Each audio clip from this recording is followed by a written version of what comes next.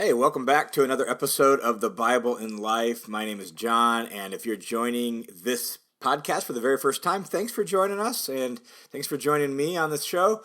On this show, I really aim to try to create what I like to call blue jeans theology, where we look at a Bible passage, we walk down through it, I try to teach and explain what that text is about, but do so in a way that it's connected to everyday life.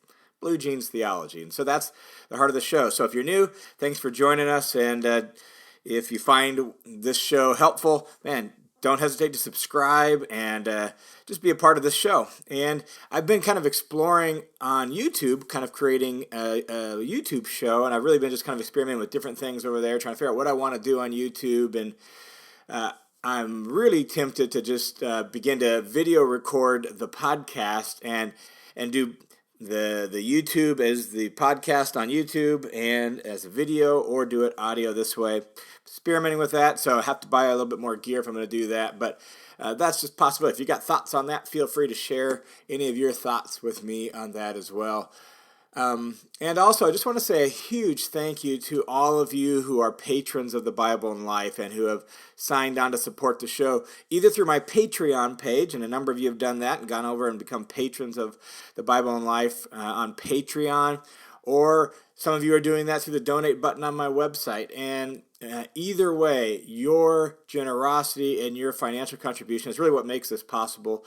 And I couldn't do it without you. So thank you to each and every one of you who are generously supporting this show. And if you would like to get in on that and you haven't yet, I will have the links to either my Patreon page or to my website, where you can donate off my website through an organization called World Family Mission, which supports independent ministries and missionaries like me. So I'll have those links down in the notes below. You can check those out as well. All right, in this episode, we have a very special guest on the show. We've wrapped up doing Romans 6, 7, and 8 in our last episode. I've got some Bible questions that have been asked of me by listeners that I'm going to answer a couple of those in the weeks to come. But today, we have a very special guest on the show. We have Tim Mackie, the voice of the Bible Project. Just a conversation about him and how he came to faith in Jesus, and about the heart of the Bible Project and what it's like to work for the Bible Project, and about his love for the Bible and his love for Jesus and how all that comes together in the Bible Project. So super excited to share this with you. If you are not familiar with the Bible Project, you need to be. And so again, I will have some links to the Bible Project down below so you can check those things out. It is an incredible library that can help you understand the Bible probably better than just about anything else out there online Bible-wise. So an incredible library of Bible training, Bible teaching resources that you need to be familiar with. And Tim and his partner John kind of were the genesis of this idea, and he'll tell the story of that here in this episode. But Tim is the voice, and so when you listen to the Bible Project, you're listening to Tim Mackie, and a mutual friend connected us. And so just wanted to share some of these thoughts and some of Tim's heart for the Bible, for Jesus, and for the Bible Project. All right, so with that, let's jump into the interview with Tim Mackie, and we pick up by talking about just a little bit of his backstory and a little bit about who he is and his family and how he came to faith in Jesus. So we'll start there, and then the conversation takes off from there. So check this out.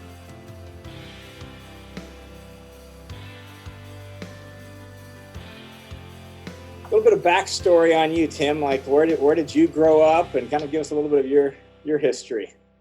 Sure.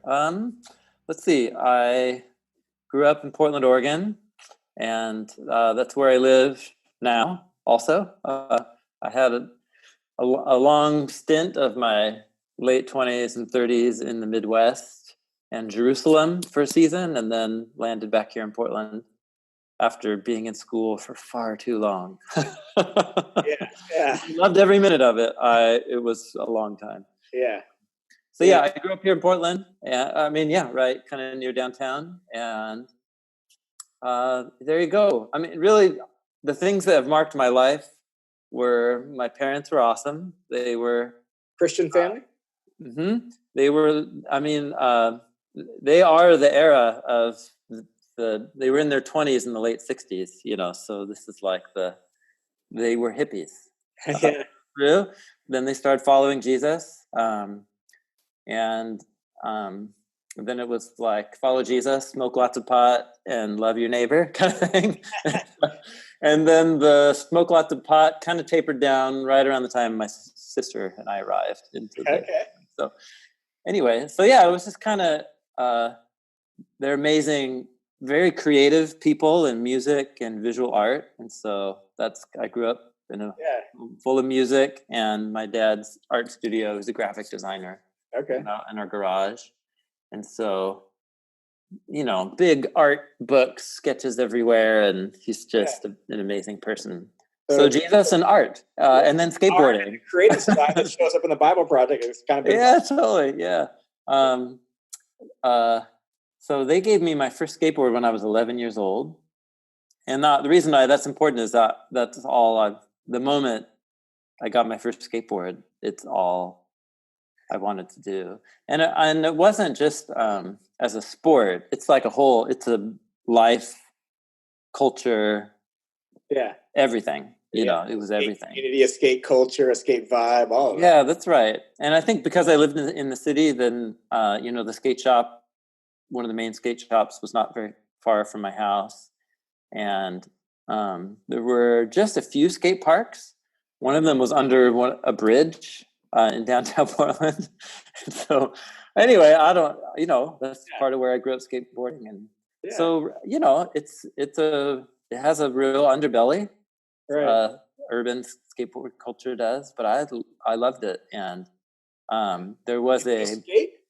What's that? You still skate? Oh, well, I'm not progressing, if that's what you're asking. But you still to get from A to B, I would still really love cruising around my neighborhood. When they're riding bikes, I'll, ride my skateboard. Yeah. But, so as a teen, what somewhere in there, you mentioned you did a lot of schooling, and a lot of that was Bible degrees and all that. So as a teenager, how did that come about? What led you to say, okay, I'm gonna do this theology and Bible training and Bible degrees? And well, there was a church in Northeast Portland that built a skate park in their back lot, and it became a ministry. It was an outreach ministry skate park. And so in the 90s in Portland, there weren't a lot of public skate parks around the area. That's really changed now, but and it rains a lot here. So everybody went to skate church. That's what it was called, skate church. And so every Tuesday night, for most of my late teens, I'd go, and they would shut down the park for 20 minutes in the middle of the evening every night. And one of the staff would give a talk about Jesus, a story about him, one of his teachings. And so, and most everybody is there is just putting up with it because, they just want to keep skating. But it was years of stories about Jesus.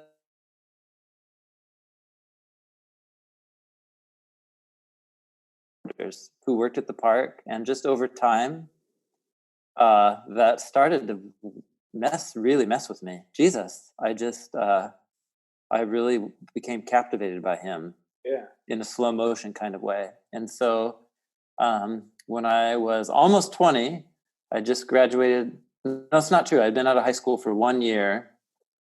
I had nothing going on in my life except skateboarding, manual labor jobs that I could get. And some friends of mine at skate church really were honest with me about my life and some decisions that I was making. And they kindly invited me to make some decisions about my life and about Jesus. And I'm so grateful for those guys. So I decided to start following Jesus because of some other skateboarders. And so a number of guys, so I started hanging around the park a lot. I would start kind of telling my story of why I started following Jesus and started giving some of the Jesus talks at the skate park, and very quickly realized I don't know what I'm talking about once I stopped telling my story. So there was a Christian college across the street called Multnomah Bible College, Multnomah University now. And so I enrolled for classes there.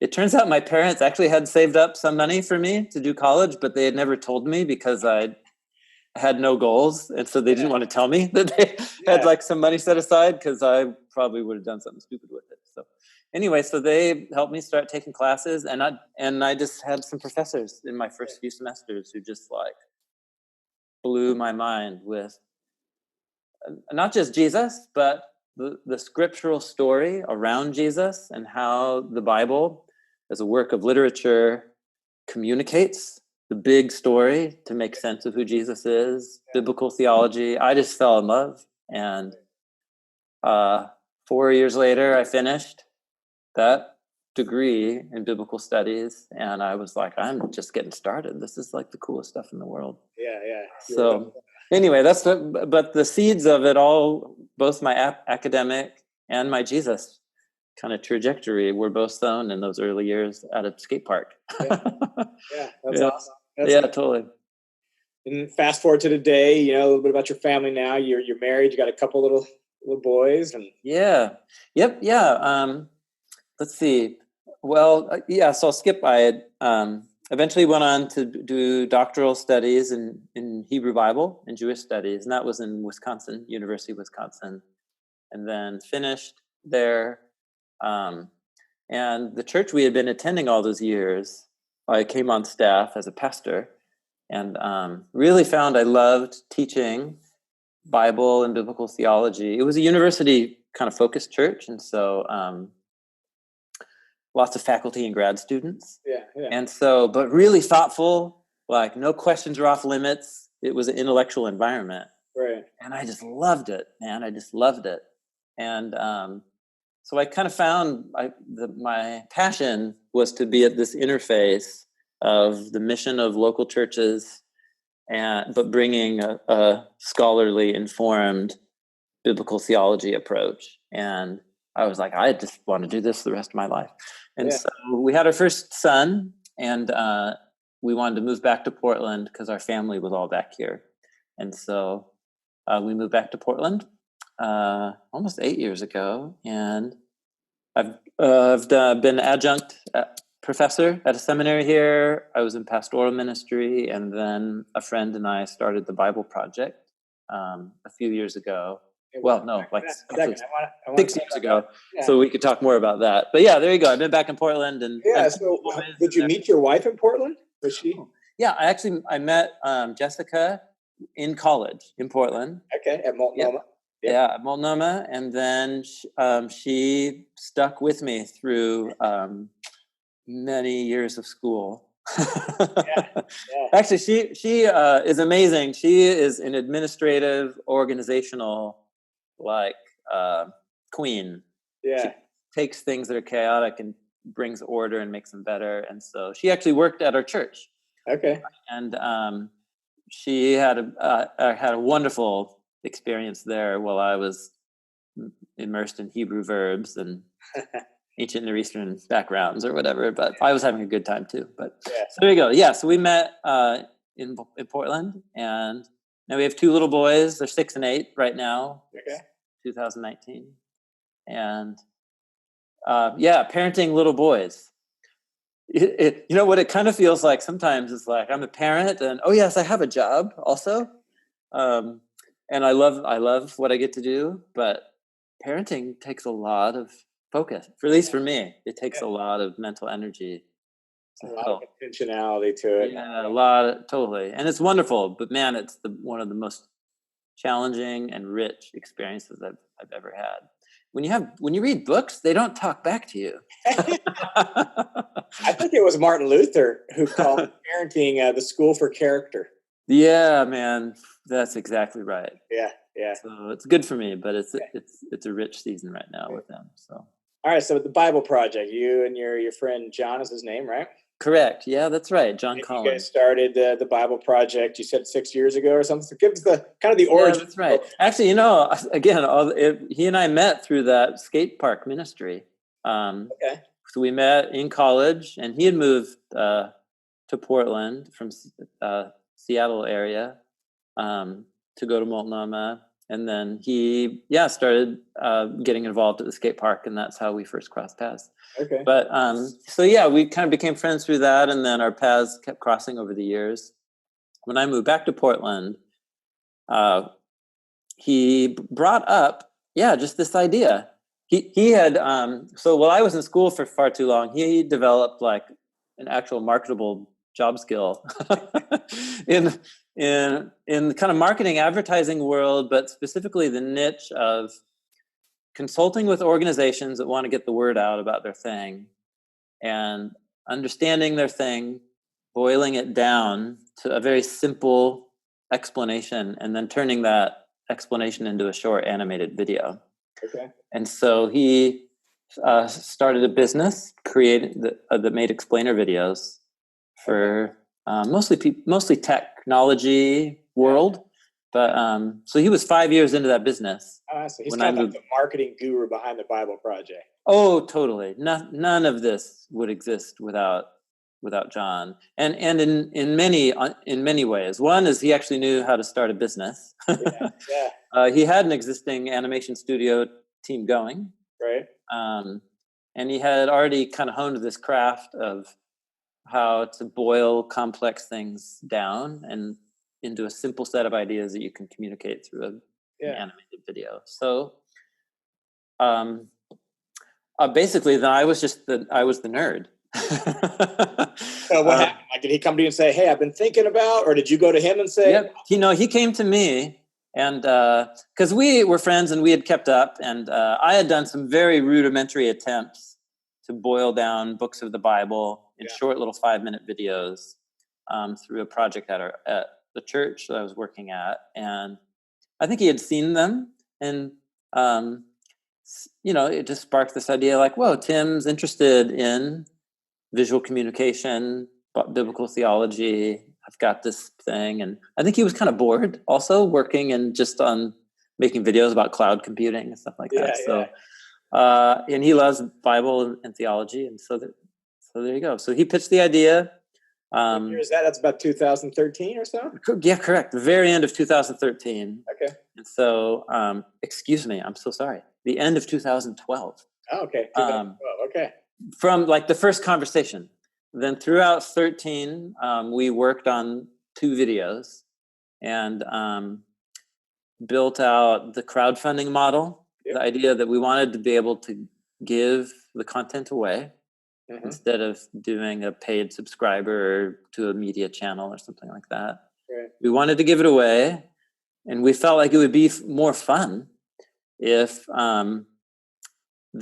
people found them helpful, they would be excited to help us make more. And so we kind of said, well, if we're going to make more, we can't do it unless people help us do it. So I remember the early screens, green bar or something across the top. Oh, whoa. Yeah, John. Yeah, that was in the early days. Yeah, it was an old fashioned, like Baptist church style fundraising thermometer. Yeah. I mean, I've been tracking you guys for a long time. Oh, there you go. Yeah. So, we, started a nonprofit business. That's a whole process, got the thing ready. And then we launched the first 2 videos in May 2014. Wow. And then we're able to raise money for the next video within a few days. It was pretty remarkable. Wow. And at least to us, it was remarkable. And so we did about a video every 3 or 4 months at that pace for about 2 years. But then just things began to pick up pace. And as the word spread and support grew, we started a new series where we dialed down the production value and created what's called the Read Scripture series. Yep. Which is short, 5 to 7 minutes of every book of the Bible. And that took 18 months to make. But all the Bible books, 18 months? 18 months. And part of it was some people, got a hold of us and said, if you could do every book of the Bible, how long would it take? And how much would it cost? And at first we were like, well, at the pace we've been going, about 10 years. And so they, some really amazing partners, they just pushed us to be like, brainstorm. What could you do in a shorter time? So we came up with a style that we could produce a video, in about 1 month. And so then we just found a way to replicate that process. I still don't quite know how I did it all, because I had a full-time that in those 18 months turned into a half-time job as a pastor at a church. But it was a really amazing season. We made those videos, and then that really widened our audience, because those videos spread a lot of places. So there you go. As of this is August 2019. It's 2019. So yeah, we have John and I are at capacity, so we're able to produce now about 15 to 20 videos a year we have a full time, about 12 people on an animation team. And it's really fun. It's the most fun thing I've ever done. All right. Yeah. So we're finishing out a long series on how to read the Bible this year, and really investing in theological theme videos where you tell the whole biblical story through the lens of just one key word or image or theme that goes throughout the Bible. So do you spend quite a bit of time studying to prepare for the video? Yeah. I treat that part of my job like I think a professor would, where it's like I'm prepping for a class. Right. And it's just that I have one student whose name is John Collins. Yeah. And so most of our videos begin life with, I just treat it like I'm prepping for a class on whatever. The theme of trees in the Bible, or how to read the parables, or and then he and I sit down and talk for anywhere, I don't know, 5 to 20 hours on a topic or something. And then that all gets chopped up, and then it gets to is our podcast, the Bible Project podcast. And so that's kind of like where we point people to for the next level. It's like, hey, if the video was helpful, hey, check this out. Yeah, here's more. That's right.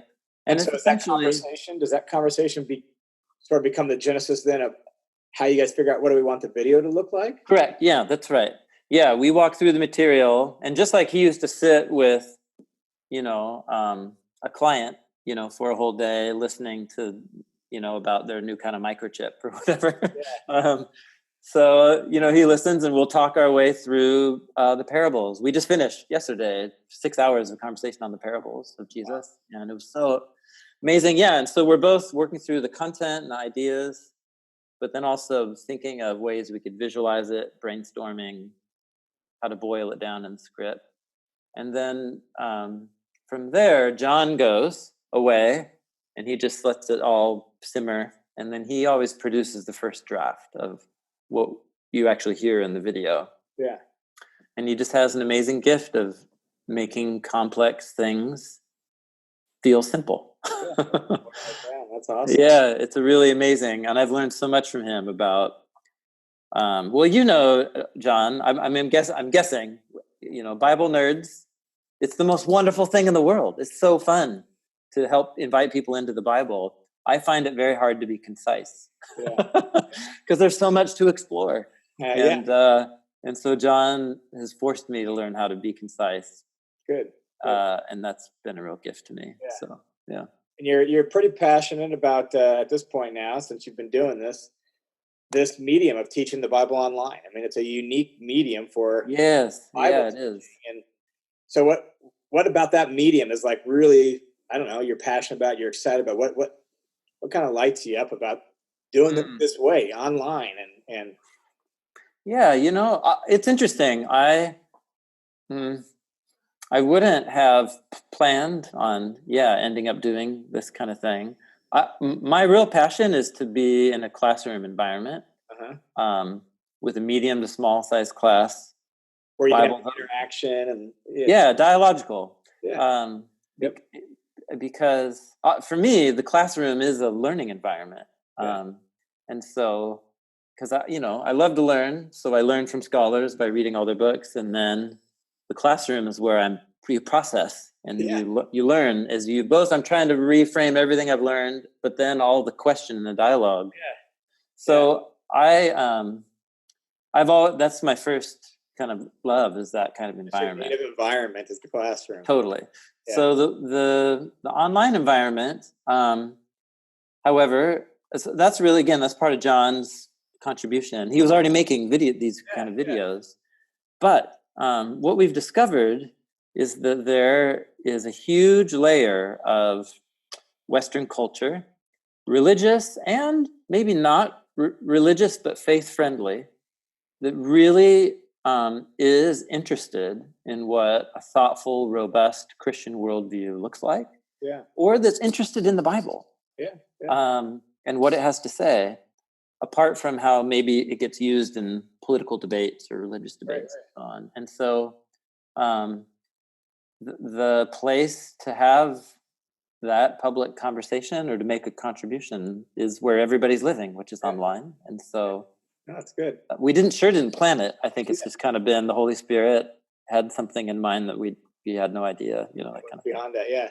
Yeah. There's another YouTube channel, Tim Minute Bible Hour. The guy on the channel is Matt Whitman. I don't know if you've seen him, but he's been a professor before and very philosophical, very theological, very down to earth.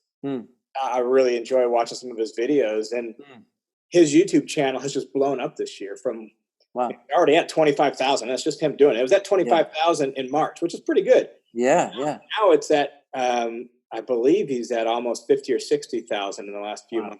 Yeah, sure. People who aren't even believers, but having that conversation online. Yeah, that's right. Them thoughtfully wrestle with Christian worldview themes and Christian theology and philosophical themes. I mean, people are online. That's where people live. They live. Yeah, that's right. And the shareability factor, whether it's podcast or video content. Yeah, that's just it. It's where, it's where everybody already lives. Yeah. And that's a big factor for the Bio Project, to be honest. Like, we started and still are, in terms of a huge part of audience, is as a YouTube educational channel. That's where we fit in the YouTube universe. Yeah. And it's a universe of educational content that's on there. And that's good. Yeah. So, yeah. Shift gears just a little bit to you personally, a little bit as far as the Bible. So, one of your favorite Bible passages and why? What's just the text? It's like, man, this text, I just love this text. I love sharing this text, or this text has meant a lot to me. And favorite Bible passage and why? Oh, man. It's so hard, because usually it's just like what I'm working on. Whatever book I happen to be working on. I have early on, maybe in like early seminary, I can't remember. I had a friend who'd made an offhand comment. This was another skateboarder who also ended up in biblical studies, who's a friend of mine. We were talking about the Hebrew Bible text that Jesus talks about the most, or the books that he does. Yeah. And Genesis, Deuteronomy, Isaiah, and the Psalms are like the greatest hits for Jesus. And so somehow I continue to be drawn to the book of Isaiah in a way that it never, ever is. I never hear it the same each time I go back. Yeah. Somehow the whole Old and New Testaments find themselves condensed. The themes and imagery and ideas there. And so there you go. I think I'm going to be the whole book of Isaiah. That's it. Huh? the Isaiah scroll, it's one of the first Dead Sea Scrolls that was found, the Isaiah scroll. Yeah. But it keeps, I keep discovering new layers of depth connected to the rest of the Hebrew Bible. But, that opening poem in Isaiah 2 about the nations ascending to the exalted Jerusalem, issuing in the kingdom of God and peace. And then that's like a symphony. That poem introduces all this vocabulary and themes that just roll throughout the book and keep getting replayed. Yeah. But that poem right there, man, Isaiah 2, it's just, I don't know. So you asked for a passage, and I gave you a whole book. It's interesting.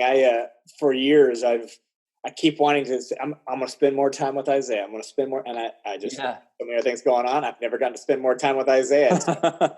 He's one of those books where it's like, I wish I had a richer grasp of Isaiah. Yeah, yes. I haven't got to spend the time with it. And, Hebrew poetry. Yep. It's hard. Most of it's poetry. Yep. And Hebrew poetry can be challenging. And, that's right. And then Hebrew poetry translated into English. That's a new challenge to it. Totally. The literary echoes and some of that. So yeah. It's remarkable. My boys have their aunt recently gave them these little kaleidoscopes. Yeah. Like old-fashioned kaleidoscopes, and it has a little plastic things inside. It's constantly moving. And I was looking through one the other day, and I was like, "Yeah, this is what it feels like to read the book of Isaiah." It's just like, what's happening? It's beautiful, right? What's happening right now? Yeah. However, once the pieces start to fall into place, it's pretty remarkable what's going on. Right. Anyway, there you go. Yeah. Do you do a lot of your own personal Bible reading in the original text, the original language? Yes. Yeah. I worked really hard in my early 20s to invest in those skills so that I could, just read the Bible in the languages it was written in. And I was single and I didn't have kids and I had time. And every day I'm grateful that I invested in that skill set. Yep. There you go. I know that's a skill set I wish I would have honed. I mean, I had, 5 or 6 years of Greek and 3 years of Hebrew, and my Greek is pretty solid. My Hebrew's pretty wimpy. So it's a different Testament, And totally. Yeah, it's a different. Totally, I hear that. Yeah. It takes work, but it's the reward is well worth it. Yeah, that's great. It's great. All right, some fun facts about Tim Mackie. Okay. So, PC or Mac? Mac. Okay. All right. Although I will say there are some computer gear nerds on our team here at the Bio Project, and they just make their own computers. They're PC guys, and they make their own. And these things look like spaceships. They're such cool looking. Not like they're not your everyday PC. So every once in a while, I look over and they maybe tempt me to come over to the other side. Yes. Yeah, if I could have a cool one like that. Maybe. Totally. Yeah, that's right.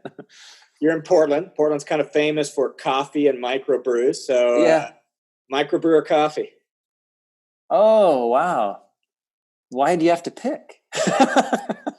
Take both, huh? It's just different times a day. Okay, so morning your coffee and later in the day the microbrew? Yeah, that's right.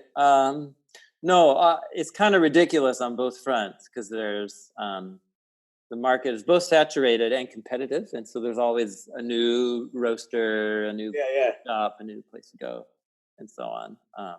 Favorite coffee shop? Also walkability. So there's one in my neighborhood called Upper Left Roasters, and they have their machines in the coffee shop. Okay. It's near my house, and it's a wonderful workspace. Yeah. Really beautiful. So Upper Left is a really amazing cup of coffee. Okay. I don't know if you can get it in that many places, but probably not. But there you go. It's not far from the Bio Project studios, so I guess. They're in Portland. I'm not a coffee drinker, but my wife is. I drink tea. I see. So I'm a tea drinker. So. I understand. But my wife, she loves the good coffee. So. Yeah, that's right. Yeah. And there you go. A really amazing and creative brewery right now in Portland is called Ecliptic, and they're mostly exploring the fruitier, sour, citrus realm. Okay. These days. That's your thing? Sours. I don't know. Maybe I'll see the light one day. But, there's something amazing about a citrus IPA that's on point. But anyway, there you go. Yeah. All right. A great day for Tim Mackie would be. That I'm like 3 days in, out in like the Mount Hood National Forest backpacking, something like that. Yes. Out in nature, hanging out.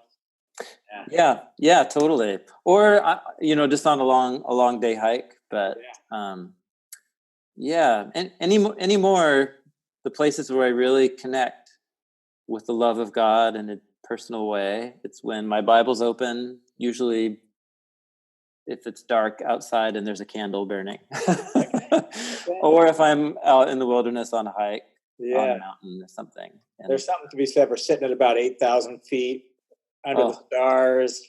sheesh. Yeah. Yeah. And you're just reminded, like, oh yeah, humans are puny. We're Yeah. puny.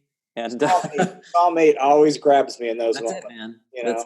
That's exactly it. What are humans? Yeah. And it's really remarkable that humans are what they are, but we're not the only show on the planet. And Yeah. Yeah. That's good. Yeah. Craziest day at the Bible Project has been? Oh. What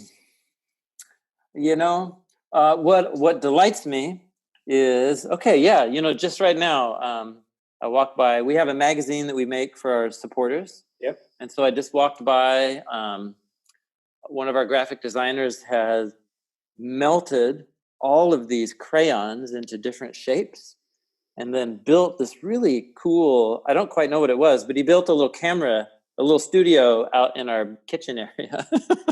And he's taking pictures of these like creations made out of geometric shapes of melted crayons. It's for the cover of the next thing.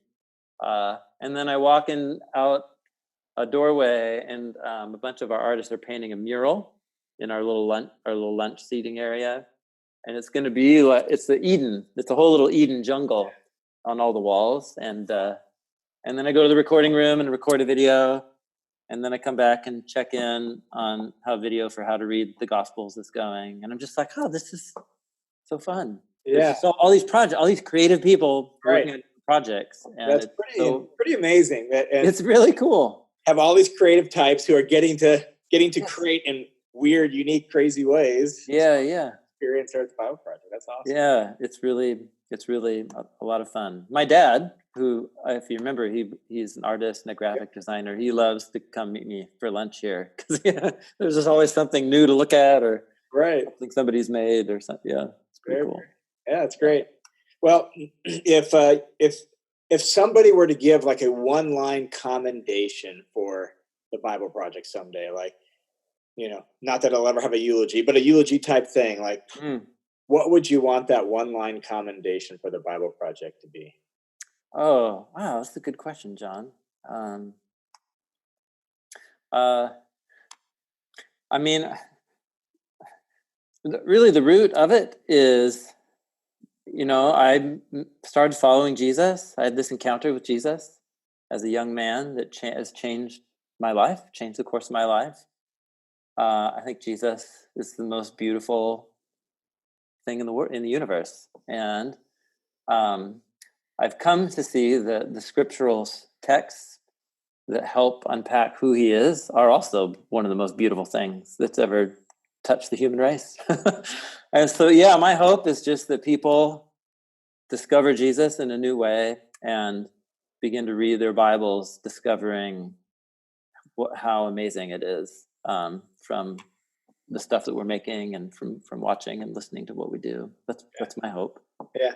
What we say is we want to help people experience the Bible as a unified story that leads to Jesus. Yeah. And I don't think I came up with that, but somebody on our team did. I'm quite happy with that. Good. I'm a big fan of the Bible Project. Like I said, I've pretty much been watching you guys from the beginning, and recommend you wherever I can. Just had my students in my Galatians class watch your video as part of the introduction. Oh, wow. Oh man, thanks, John. I'm glad they're helpful resource. Didn't even know about you, which was shocking to me. I think everyone should know about you. I feel like everyone probably does. So I'm a huge fan of what you guys are doing. Great.